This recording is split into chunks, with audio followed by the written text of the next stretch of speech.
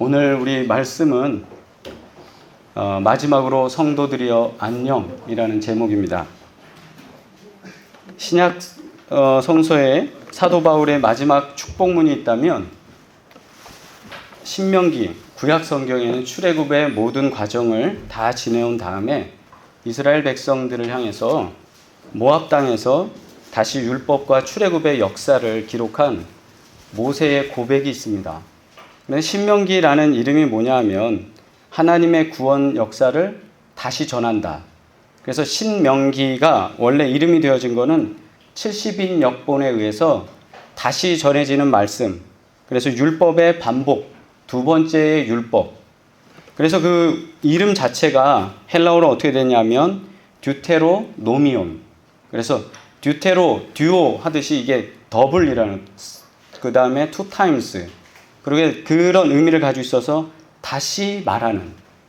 소위 말해서 그냥 창세기, 출애굽기, 레위기, 민수기까지의 내용이 사실상 신명기에는 다시 반복되어지는 내용이라고 볼 수 있죠. 그래서 신명기서를 쭉 읽다 보면 모든 구원의 역사, 특별히 출애굽기와 또 레위기와 민수기까지 이루어지는 40년의 또 기록들이 다시 정리가 되어 있는 모습들을 우리는 볼 수 있습니다. 그러면서 그 신명기에서 마지막에 설교 가운데서 모세가 하는 거 뭐냐 하면 그 이스라엘 백성들을 향한 축복이에요. 이제 당신들이 이 모압에서 저 요단 강을 건너서 약속의 땅 가나안으로 들어가면 거기서 이러이러한 일이 벌어질 때도 하나님만 섬겨라. 그리고 그리하면 너희들이 복을 받을 것이다. 그래서 신명기 28장에는 축복에 대한 것, 그리고 저주에 대한 사실을 선포했고, 마지막 장에는 그가 모세의 축복을 하며 모든 마음을 백성들에게 꼭 하고 싶었던 말을 정리하면서 그렇게 마무리가 됩니다. 그리고 그는 모압 땅에서 하나님의 부르심을 받습니다. 사도 바울도 고린도 교회를 향해서 자신이 편지를 하고 고린도 교회를 향해서 설교하고 고린도 교회를 향해서 많은 부분에 있어서 너희들 이거 고쳐야 된다, 이렇게 해야 된다라고 계속 설교 가운데 반복되어졌습니다. 그러면서 그가 마지막 고린도 후서 13장 11절로 13절, 그래서 14절이 없잖아요. 이게 마지막이거든요. 근데 이제 영어 본문하고 다른 본문에는 11절과 12절이 12, 13으로 나가고 14절이 있어요. 그런데 어찌됐든 고린도 후서는 13장으로 마칩니다. 근데 이 마침에 있어서 사도 바울은 꼭 하고 싶었던 말을 교인들을 향해서 하는 거예요. 뭐냐? 마지막으로 말하노니, 끝으로 말한다. 내가 이제 더 길게는 못하고 수많은 말들을 반복하고 수많은 말들을 이야기했는데 이제 마지막으로 내가 꼭 하고 싶은 말을 한다. 그 말이 뭐냐? 형제들아 기뻐하라. 온전하게 되며 위로를 받으며 마음을 같이하며 평안할지어다. 또 사랑과 평강의 하나님이 너희와 함께 계시리라. 거룩하게 입맞춤으로 서로 문안하라. 모든 성도가 너희에게 문안하느니라. 그리고 13절 우리 함께 할까요? 시작. 주 예수 그리스도의 은혜와 하나님의 사랑과 성령의 교통하심이 너희 무리와 함께 있을지어다. 아멘. 이 말씀 어디서 많이 듣던 것 같죠? 바로 축도할 때 나오는 말씀. 네, 축도할 때. 이제는 뭐 하시면서 또는 간단하게도 하시는 분들이 있지만 그 내용은 바로 이와 같습니다. 고린도 교회는 당시 말씀드린 대로 문화가 또 경제적 상황이 굉장히 우리가 지금 경험하는, 우리가 상상하는 것과는 많이 다른 굉장히 그 발전된 도시, 당시에는요. 그래서 무역적으로도 발전했고 경제적으로도 발전했고 그러다 보니까 그곳에 풍토적으로, 지리적으로 많은 사람들이 모여들었는데 어떤 사람들이냐? 상업하는 사람들이에요. 상업하는 사람들은 이익을 위해서 뭔가를 추구하죠.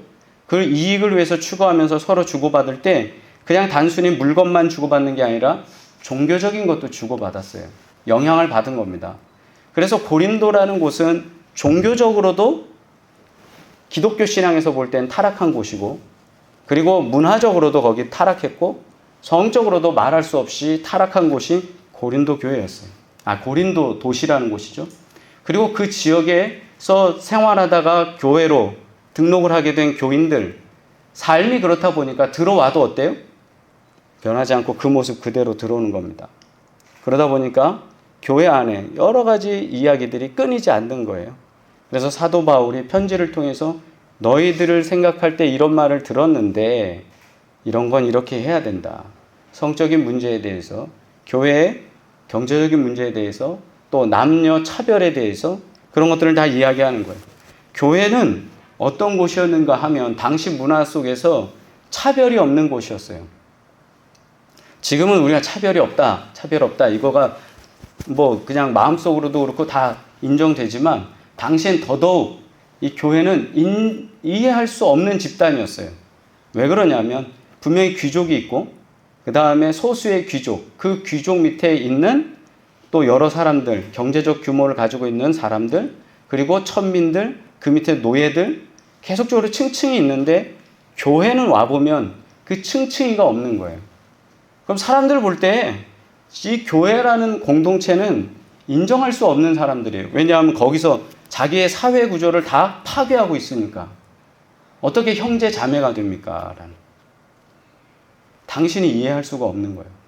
근데 한국은 형제 자매라고 하지만 한국 문화에서도 우리는 약간의 서열은 아직 남아있죠. 어떤 서열이에요? 직분의 계급이 있어요, 사실은. 우리가 인정은 안 하지만 약간의 높낮이를 우리는 만들어 놨어요. 그런데 다른 교회들은 없어요. 한국 교회만 있지. 회의를 한다거나 할 때 체어맨을 뽑지 거기에 서열을 매기진 않아요. 그런데 당시 교회는 그렇기 때문에 많은 사람들이 볼 때 이해 안 되는 집단이에요. 양반하고 쌍놈이 같이 앉아서 이야기를 한다? 얼마나 이해가 안 됐을까요? 조선사회 속에서. 마찬가지예요. 근데 거기는 더더욱 그랬어요. 종이라는 것, 그것은 사람 같은 존재가 아니었기 때문에 그 사람과 같이 예배를 드린다? 이해할 수 없는 것들이었어요. 그런 세계관이 있는 곳에서 교회는 생존했고 살아야 됐기 때문에 사도 바울은 계속적으로 편지한 겁니다. 여러분의 믿음은 이래야 됩니다. 라는 거예요. 그러면서 아울러서 또 다신교라는 다원주의가 팽배하고 수많은 신들이 있는 그곳에서 하나님만이 유일한 신입니다라는 것을 선포하는 건 쉬운 일이 아닙니다. 지금이야 우리가 교회 나와서 예배드리고 이것이 자랑스럽고 떳떳하고 이거 나오는 거에 대해서 우리가 뭐 제재를 받지는 않습니다. 가정에서 조금 뭐 교회 신앙생활 하는 거에 대해서 불편함을 줄 수는 있어도 이게 법적으로 제약을 받지는 않아요. 그러나 당시에는 미친놈들이나 할 수 있는 것이 신 하나를 섬기는 거예요. 왜냐하면 바다를 향하여 나가려고 그러면 바다신한테 잘 보여야 돼요. 내가 항해를 2, 3일 적어도 한 달, 2달 해서 어느 도시에 가야 되는데 그동안 가려면 바다신이 나를 보호해 주지 않으면 못 가. 그러니까 바다신한테 절하고 예배하고 거기다 곡식을 바치고 제물을 바쳐요. 그리고 가야 됐던 거예요. 그리고 농사를 지으려면 농사의 신한테 또 제물을 바치면서 올해 잘하게 해달라고. 근데 그런 풍습이 거기만 있는 건 아니잖아요. 우리나라에도 고대 역사, 지금도 미신적 풍습을 따르는 지역들도 사람들도 있잖아요. 그 이유가 뭡니까? 사람이 나약해지기 때문에요. 자연 앞에, 큰 힘 앞에 나약해지니까 신을 찾고 거기서 신을 만들어서 그 위로하고 위로한 거에 대한 내 마음의 평안을 얻고서야 배를 띄워서 갈 수 있는 거예요. 지금 이 시대에도 이러는데 그 당시에는 얼마나 많은 사람들이 그걸 무지하고 그래서 신을 섬겼겠어요. 수많은 신들이 있는데 바보같이 하나님만 믿는다고 하는 쟤네들은 이해가 안 되는 거였어요. 그러니까 그 사람들 사고방식 속에서 이해가 안 되는 거죠. 우리나라도 그죠. 부뚜막에도 신이 있고, 그죠? 그 다음에 화장실에도 신이 있고, 장독대에도 신이 있고, 잘 몰랐는데 요즘 드라마나 이런데 무슨 역사 고고학 뭐 이러면서 옛날 이야기들 해주는 거 들어보면 야 기가 막혀요. 정말 많아요. 근데 우리는 그거를 그냥 그렇게만 받아들였지 그거를 신전을 짓고 그 신을 위로하진 않았잖아요. 그런데 헬라 사상 속에서 특히 고린도라든가 중요한 도시들, 거점 도시들, 특히 성경에 나오는 그런 도시들은 대부분 그런 곳이었어요. 수많은 사람들이 모이니까. 그런 곳에서 신앙을 가지고 고백하면서 내가 하나님을 오로지 하나님만 사랑하고 하나님을 위해 섬기며 삽니다라는 고백이 쉽지 않았습니다. 어찌됐든 그런 곳에서 생활하고 있음에도 불구하고 사도 바울의 편지는 어때요? 야, 너희들 잘하고 있어. 잘 견디어라. 이게 아니잖아요. 사도 바울 성격이 그렇게 이렇게 온유한 자가 아니에요, 사실은. 성경 서신서를 쭉 보면, 바울의 서신서를 보면 못하면 못하는 대로 다 그냥 혼내고 고쳐라 그러고 어떻게든지 그걸 고치기 위해서 불같은 성격으로 나선 사람이 사도 바울입니다. 그래서 그 불같은 성격, 그 모든 것을 고린도 교회에 편지하고서 마지막에 진짜의 마음이 여기 나오는 거예요. 그 진짜가 뭐예요? 너희들 사랑한다. 아들을 낳아서 아들에게 장성하게 되면 보통 아들들은 아버지를 언제 이해하냐 할 때 보통 군대 가서 이해한다고 그래요. 군대를 가거나 이제 결혼을 해서 나중에 아버지를 이해하는 게 남자아이들이에요. 어머니들은 딸들과 친구 사이가 되고 뭐 한다잖아요. 나이가 들면. 근데 얘네들은 벌써 사춘기만 지나도 엄마 그리고 엄마랑 더 친밀해지고 엄마를 이해하게 되고 그렇게 되는데 아들들은 부모에 대한 이해가 좀 늦어요. 그러니까 철이 늦게 드는 거죠. 어찌됐든 신앙생활에 있어서도 철이 늦게 들어서 보면 어떠냐? 아, 진짜 이 사도 바울이 교회를 사랑했구나.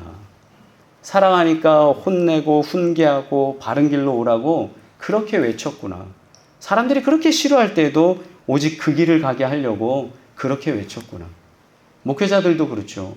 목회자들도 어떤 분들은 참 다정하거나 이런 부분이 좀 모자란 분들이 있어요. 근데 그러면 옆에서 볼 때 아유 저런 분한테 성도님들이 좀 따를까? 근데 가만 보면 그런 분들에게도 또 성도님들이 잘 따르는 분들이 있어요. 이유가 뭐냐면 그분이 진실함을 알기 때문에. 시간이 지나면 저 사랑이라는 게 왜 저렇게 표시하고 왜 저렇게 표현하고 저렇게 다 붙이고 저렇게 해서 뭔가 하려고 하는지 쓴소리도 하고 하는 이유를 나중에 알더라는 거죠. 그와 같이 사도 바울의 목회의 스타일이 바로 그랬어요. 그래서 마지막에 그는 진심을 담아서 교회를 향해, 특별히 고린도 교회를 향해서 자기가 편지를 마무리하고 있습니다. 그 마무리하는 과정 속에서 오늘 우리가 은혜를 나누고자 합니다. 첫 번째로 사도 바울은 분명하게 서로 사랑하라는 말을 합니다. 우리 한번 이야기할까요? 서로 사랑합니다. 네, 사랑합니다. 이 사랑한다라는 말을 성경은 이렇게 기록해 놨습니다. 마지막으로 말하노니, 좀 전에 우리가 같이 읽었죠? 형제들아 기뻐하라. 그러면서 11절 하반절에 보면 입맞춤으로 서로 문안하라. 모든 성도가 너희에게 문안하느니라 라는 거예요. 사랑이라는 것 쉬운 것 같아도 참 어렵고 할 수 있을 것 같아도 잘 되지 않고 표현하는 것 같아도 표현이 잘 안 되는 거예요. 그런데 이 사랑한다라는 말 앞에 영어 번역본은 이렇게 시작을 했어요. Finally, 마지막으로, 끝으로.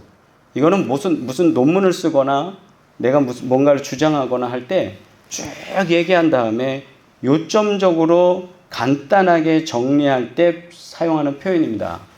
Finally, 끝으로라는 거예요.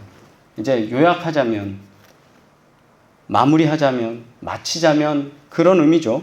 Finally, 그러면서 뭐라고 그러냐면 brothers, 형제들이요. 여기 brothers 하면 이제 남성만 얘기하는 건 아닙니다. 모든 공동체 교회를 말하는 겁니다. 여기에는 높고 낮음 없이 우리는 하나의 형제 자매로서의 brother예요. brothers, goodbye. 원어적으로도 봐도 너무 명료합니다. 마지막으로 말합니다. 여러분, 안녕히 계세요. 근데 안녕히 계세요 라고 하고 끝나는 게 아니라 그 안녕히 계세요. 그런데 그 안녕히 계세요에 뒤에 쭉 붙는 게 뭐냐 하면 여러분, 하나 되는 마음으로 평안 안에 살아가십시오. 그리고 여러분, 평강의 하나님이 여러분과 함께 하실 겁니다. 또 평강의 하나님의 그 사랑으로 거룩하게 입맞춤으로 서로 무난하십시오. 네. 당시의 인사가 어떤 겁니까? 같이 만나면 악수하고 같이 챙겨주고 돌봐주고 하는 거예요. 그래서 평강의 하나님이 너희와 함께 계시다. 임마누엘이죠. 사도 바울이 수많은 말씀 속에서 한마디로 요약해서 그들에게 이야기하는 건 뭐냐? 임마누엘의 삶을 사십시오. 그리고 임마누엘의 삶을 살면 여러분 서로 사랑할 수 있습니다. 네, 사랑할 수 있습니다. 의지적으로 사랑하는 게 아니라 내 식구들은 내가 뭔가 의지적으로 이걸 내가 사랑해야지. 내 아들을 내가 사랑해야지. 내 딸을 사랑해야지. 이런 목적의식을 갖고 사랑하는 분이 어디 있어요? 그게 사랑하는 거죠. 내 피 붙이고 나와 피가 통하고 DNA가 있고 나와 연결돼 있고 그러니까 그가 나한테 해를 주더라도 내 말을 잘 이해 못하더라도 나와 또 의견 충돌되더라도 에이 안 만나 라고 하지만 다시 돌아서서 만나고 다시 돌아서서 놀고 다시 사랑하게 되잖아요. 그게 사랑이거든요. 네. 교회 안에서도 이런 모습들이 일어나기를 사도 바울은 원했습니다. 의견은 달라질 수 있습니다. 의견은 다를 수 있는 거예요. 항상 말씀드리죠. 의견은 개인적 취향이에요. 그리고 절대적인 답은 우리에게는 없어요. 우리가 아까 고백하고 찬양드린 것처럼 주님이 완전하시지 김지영이 완전한 것도 아니고 이 자리에 계신 여러분이 완전한 것도 아니에요. 그리고 우리가 판단한 그것이 100% 정답이 아니에요.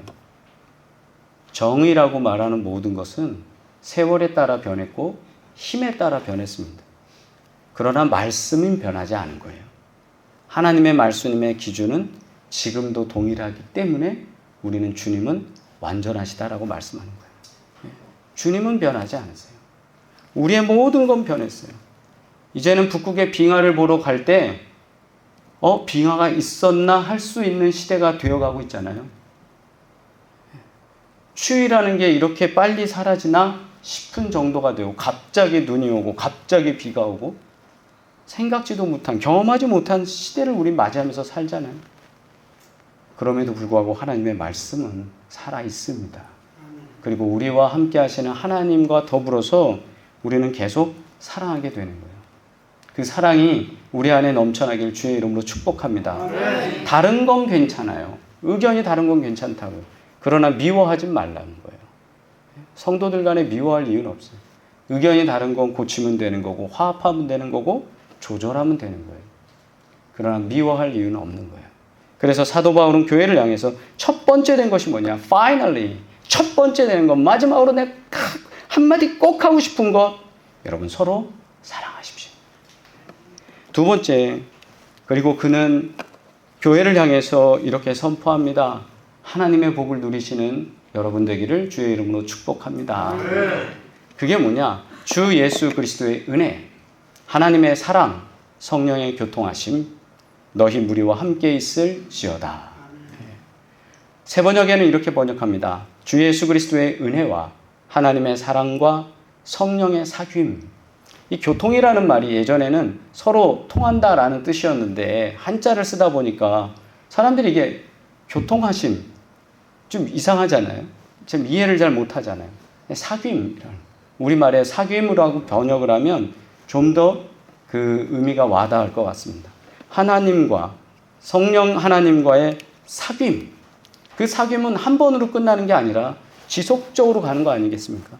친구랑 사귈 때 어때요? 친구 한 번 만나고 끝난 거? 그건 사귐이 아니잖아요. 사귐이란 계속 연락하고 계속 관계하고 만나고 이야기하고 하는 게 사귐입니다. 성령 하나님과는 항상 우리가 사귀기를 주의 이름으로 축복합니다. 근데 여기 나오신 말씀과 같이 주 예수 그리스도의 은혜, 하나님의 사랑, 성령의 교통하심. 원래 이 말씀 자체, 이 축도 자체가 성삼위일체의 어떤 신학을 바탕으로 만들어진 건 아니에요. 그러나 나중에 신학자들이 성삼위 하나님의 역할, 그리고 성삼위 하나님의 일하심, 하나님의 모습은 이 문장에 있다. 그래서 우리가 성삼위일체 주일 이때에 오늘 본문으로 이 말씀을 나누는 겁니다. 그러면 우리는 의아한 질문이 하나 있어요. 서열을 보자면, 순서를 보자면, 굳이 높고 낮음을 이야기 전에 하나님이 먼저 나와야 되는 거 아니야? 아버지 하나님. 그렇게 표현할 수 있는데, 물을 수도 있고, 근데 사도 바울은 먼저는 예수 그리스도의 은혜, 주 예수 그리스도의 은혜. May the grace of the Lord Jesus Christ. Jesus Christ. 근데 그냥 Jesus Christ가 아니라 Lord, 우리의 주인 되시는, 우리의 주권자. 하나님의 주권이 주님으로 인해 다시 그 주권이 선포되었음을 선포하면서 말하는 거죠. 그래서 그 은혜의 사건이라는 건 십자가의 사건입니다. 그 십자가의 사건이 없다면 우리는 하나님을 경험할 수가 없게 되죠. 하나님의 사랑. 그래서 사도 바울의 신학적 배경 속에서는 예수 그리스도의 은혜가 더 앞에 나온 겁니다. 주 예수 그리스도의 은혜, 그 십자가의 은혜로 우리가 하나님의 사랑을 경험하게 됩니다. 그리고 그 경험으로 인해서 우리는 성령 하나님을 받고 성령 하나님과 사귀면서 살아가는 삶입니다. 근데 이 삶이 여러분과 함께하기를 간절히 빕니다. 이게 사도 바울의 축복의 기도입니다. 오늘 이 말씀, 이 문장과 같이 우리의 신앙 고백이 이와 같기를 주의 이름으로 축복합니다. 주님 예수 그리스도의 은혜로 우리가 새로운 삶을 살아갑니다. 그리고 하나님께서 베풀어 주시는 사랑 때문에 우리가 계속 힘을 얻습니다. 그리고 성령께서 계속 우리와 친밀하게 교제하심으로, 사귐으로 인해서 우리가 매일매일 그냥 단순하게 한 번으로 끝나는 삶으로 주님을 경험하는 게 아니라 계속 하나님을 경험하면서 살아가는 줄 믿습니다. 그래서 성령과 더불어 사는 거죠. 삼위일체 하나님의 영역이며 또 이것이 교회 안에 이루어지는 줄 믿습니다. 코로나 팬데믹 이후에 많은 신학적 도전이 일어나고 있습니다. 교회 공동체란 뭐냐? 교회는 과연 뭐냐? 그리고 또 지난 2000년에 우리 그리스도교, 기독교의 역사를 송두리째 무너뜨릴 만한 기세로 여러 문화들이 교회를 변화시키려고 계속적으로 밀려오고 있습니다. 모여서 예배드리는 것이, 또 우리가 선교하는 것이, 우리가 또 사랑을 나눈다는 것이 어떤 것이냐? 교회가 꼭 이 땅에 필요한 것이냐? 교회 아니어도, 예배를 그렇게 모여서 드리지 않아도, 또 우리가 만나서 네트워크를 만들지 않아도 내가 의롭게 구제하고 의롭게 사랑하고 내가 또 의롭게 뭔가를 하면 되지 않을까? 한두 사람의 생각이 아니라 많은 사람들이 이 문제를 고민하기 시작했어요. 그리고 팬데믹 이후에 교회 출석과 그 다음에 신앙생활의 분포를 이렇게 살펴보면 만나는 분들마다 이야기가 큰 교회는 더 커졌대요. 그럼 큰 교회 목사님들 만나보면 출석이 떨어졌대요. 아니, 큰 교회는 더 커졌다고 중형교회, 작은 교회는 얘기하는데, 그러니까 큰 교회로 다 갔다는 거죠, 우리 교인들이. 근데 큰 교회 좀 많이 모이는, 어마어마한 규모 있는 교회 목사님들을 만나면 또 아니에요. 사람이 줄었다는 거예요. 팬데믹 이후에. 그럼 다 어디로 갔을까? 여러분, 어디로 갔을까요, 그들이? 마치 부초가 떠 있듯이, 물에 떠 있듯이 지금 대부분의 그렇게 빠져나가신 분들, 공동체 생활을 못 하시는 분들이 약간 붕 떠 있어요. 정착을 못 하는 거예요. 목사님들 설교를 듣고 교회 시스템을 보고 하면서 여기는 좋은데, 근데 그러다 보니까 어떻게 돼요? 비교도 되죠. 여기는 또 이게 약하고 여기는 이게 약하고 결정을 못 해요. 근데 그렇게 된 이유가 뭐냐? 우리가 영적 서비스 받는 데만 만족하는 훈련을 받은 건 아닐까. 영적 서비스. 좋은 의자에 앉아서 예배 드리는 거, 또 좋은 찬양대와 음악 시설과 시스템과 냉난방. 근데 한번 아프리카 보세요. 거기 냉난방이 어디 있어요? 우리보다 더 더운데. 거기에 무슨 보온 시설이 있고 앰프 시설이 있을까요?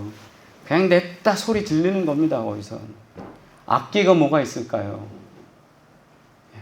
우리는 더 배불러지고 더 좋아졌는데 우리는 이 풍요함 속에서 하나님을 찾는 게 아니라 우리가 그 즐거움을 찾는 것 같다라는 거죠. 물론 목사들이 또 우리 장로님들과 교회 지도자들이 더 열심히 기도하면서 이걸 이 문제를 어떻게 해결해야 되느냐, 교인들에게만 떠넘긴 게 아니라 해결해야 되느냐라고 고민해야 될 문제이면서도 동시에 우리가 지난 세월 속에서 어떻게 신앙생활을 가르쳤느냐, 귀에 듣기 좋은 음악 속에서 흘러나오는 찬양을 하나님께 드리는 게 아니라 내가 들었다는 거죠. 그 찬양을 내가 받은 거예요. 아, 저분 찬양 은혜스럽게 잘하네. 아, 저분 설교, 목소리도 좋고 뭐 말씀도 띄어쓰기도 잘하고 문장에 문제 없이 잘하네. 어찌 보면 우리가 준 하나님이 된 거죠. 그런데 여기에서 주님께서 또 사도 바울을 통해서 주시는 말씀은 뭐냐? 우리가 주 예수 그리스도의 은혜, 하나님의 사랑, 성령과의 교제함으로 매일매일 새롭게 되어 주님과 동행하는 자가 되라는 거예요. 주님과 동행하면 예배를 내가 받는 게 아니겠죠. 내가 예배를 드리는 사람이 되어야 되죠. 그리고 선교하는 일이 대단한 일 아닙니다. 우리 주변에 있는 분들을 사랑하고 관심 갖고 기도하고 돕는 거잖아요. 그걸 하는 삶으로 되는 게 뭐냐? 성삼위 하나님의 그 은혜 안에서 복되게 살아가는 줄 믿습니다. 그러면서 사도 바울이 말하는 이 마지막으로 성도들이여 안녕이라는 것이 분명하게 나타나요. 뭐냐 하면 바로 이거예요. Finally, brothers, goodbye 라고 할 때 우리가 많은 말을 하고 사랑합니다. 뭐 교회 공동체 이렇게 살아야 돼요. 뭐 설교 이렇게 해야 돼요. 뭐 하지만 가장 끝날 때 그 문장 하나가 굉장히 중요하거든요. 그래서 설교문을 준비하면서도 가장 끝날 때 이 3번 타이틀을 뭘로 할 거냐. 이게 저한테는 굉장히 중요해요. 3번 타이틀이 제목이 될 때가 있고 또는 3번 타이틀을 통해서 그 마지막 문장을 어떻게 할 거냐가 머릿속에 남기는 문장이 되잖아요. 근데 거기에 사도 바울은 finally, brothers 뭐라 그랬어요? goodbye. 우리가 사도 바울이 주장하는 설교에서 교회 파벌로 인해서 그렇게 좀 싸우지 마라. 이래저래 의견 나누고 너는 누구 파다 이렇게 싸우지 마라. 그러면서 너희들 사랑할 때도 이렇게 하라. 이렇게 한 것 다 중요하고 다 훌륭한 말씀인데 마지막으로 꼭 필요한 게 뭐냐? 우리 후손들에게 교회에 남기고 싶었던 그 말이 뭐냐면 여러분 주님과 함께 가라는 거죠. 다윗은 그가 죽기 전에 열왕기상 2장 2절에 아들을 향해서 이렇게 말했어요. 대장부가 되라. 대장부가 되라. 그리고 여호수아는 24장에서 마지막 설교에 이 문장 하나를 남깁니다. 나와 내 집은 여호와를 섬기겠노라. 다른 욕심이나 다른 무엇을 가지고 훌륭하게 넘겨주려는 게 아니라 진짜 중요한 거 하나님과 동행하는 대장부가 되고 하나님만 섬기는 가정을 만드는 것, 그것이 내가 꿈꾸는 삶이다. 내가 지금까지 온 거다. 오늘 3일째 주일이면서 동시에 교단에서 정한 평신도 주일입니다. 우린 평신도를 말할 때 어떤 분이 이런 말을 해요. 제대로 신앙생활을 못하는 병신도예요. 이러면서 인사를. 그거는 좀 아닌 것 같아요. 아무리 겸손하지만. 그리고 저는 잡사예요. 그것도 아닌 것 같아요. 우리 잡사가 어디 있고 병신도가 어디 있어요. 예. 우리 다 같이 주님의 일을 하면서 사회를 변화시키려고 그러는 거 아니에요? 선교하고 하나님 영광 드러내려고 하는 거 아니겠습니까? 그런데 병신도가 어디 있고 잡사가 어디 있어요? 우리가 다 사명받은 선교사들인데. 어제는 영광의 학교에서 손끝으로 그리는 애국심, 태극기 만들기라는 그 행사가 있었습니다. 그런데 그 행사를 준비하면서 한 70가정 선착순으로 신청을 받았고 한 230명이 모여서 체육관에서 그 태극기를 그리는 거였어요. 그 일을 이렇게 그 학부모에서 준비를 하고 행사를 준비해서 호국 보훈의 달이기 때문에 그 행사를 준비를 했습니다. 그런데 그 일을 준비하는 과정에 저한테 연락이 왔어요. 토요일 오전 9시부터 12시까지인데 좀 그 프로그램 진행할 분이 없어서 진행을 좀 해주면 좋겠다고. 근데 고민이 되는 게 저는 토요일 날은 웬만해서 집 밖에 안 나가거든요. 그 집 밖에 안 나가는 이유가 설교하고 예배 준비하는 데만 하기 때문에 몇 번 제가 도울 수가 없다. 그렇게 했는데 임원분들 중에 아프신 분, 진행할 수 없는 상황인 분들이 많다고 부탁을 받아서 제가 가서 이제 조금 일을 돕고 왔습니다. 속으로는 그런 생각이 드는 거예요. 얘 오지랖이다. 굳이 내가 거길 가서 또 그 뭔가를 하는 게 왜 해야 되냐. 근데 오지랖이 뜻이 뭐냐 하면 이 옷자락 앞소매가 널찍한에서 웬만한 데 이렇게 다니면서 그냥 이 집도 쓸고 저 집도 쓸고 하는 게 오지랖이거든요. 그런데 제가 학교 일하고 또 작은 도서관을 만들고 또 우리 조경숙 권사님의 언니 되는 조경선 목사님의 도움을 받아서 또 제가 약간의 짧은 기간이지만 암환우 센터 휴게 시설, 그래서 거기서 오셔서 가족과 환우가 2, 3일이라도 묵으면서 거주하시면서 병원을 다닐 수 있도록 하고, 그리고 또 지금도 이렇게 어떤 일이 있을 때마다 지역에 가서 도울 수 있는 건 돕는 이유, 그거는 다른 게 아닙니다. 제가 국회의원을 나가려는 것도 아니고, 우리가 지역으로 들어가지 못하면 복음을 전할 수 있는, 만날 수 있는 케이스들을 열 수가 없어요. 그렇게 해서 만나면 사람들이 말해요. 그렇게 해서 만나면 사람들 얼굴을 봅니다. 그리고 그렇게 해서 만나면 암환우 그때 휴게시설 우리 거기에서 오셔서 물론 하늘나라 가신 분도 꽤 되시는데, 그때 가족들이 경험했던 어떤 하나님의 은혜는 제가 인위적으로 제공할 수 있는 것이 아니었어요. 물론 그때 우리 사모님이 청소하고 아주 애썼습니다. 그런데 그것이 우리는 그냥 그거 하면서 힘들고 고되기도 했지만 그분들이 예수님의 사랑을 경험하는 그런 순간들이 됐던 거예요. 사람들이 만나서 이야기하고 이 문제 저 문제 같이 고민할 때 우리 평신도들이라고 하는 우리 성도들이 있어야 될 자리는 어디냐? Here and Now예요. 예. 사람들이 있는 곳에 우리가 거기 있어야 돼요. 그러면서 거기에 예수님의 향기를 내는 예수님의 사람으로 있어야 돼요. 그 사람들과 더불어 있는 게 아니라. 그래서 저는 우리 청년들을 향해서 기대하고 기도하면서 그들을 하나님께 부르짖으며 하는 게 뭐냐? 우리 청년들이 국회의원도 나오고 지역의원도 나오고 이런 정치인들도 나오고 대통령도 나오고 또 우리 기독교인들 신앙 좋은 분들 은행이나 경제계에도 있고 또 교육계에도 있고 좋은 스승들이 좀 많이 만들어지면 좋겠다. 그런 좋은 자리, 그런 일들 해야 되는 자리에는 다 뒷짐지고 가지 않으면서 그 다음에 나중에 무슨 일이 있을 때 손가락질할 이유가 없다는 거죠. 우리가 사회를 바꾸려면, 변화시키려면 그런 일을 지금도 해야 된다라는 거예요.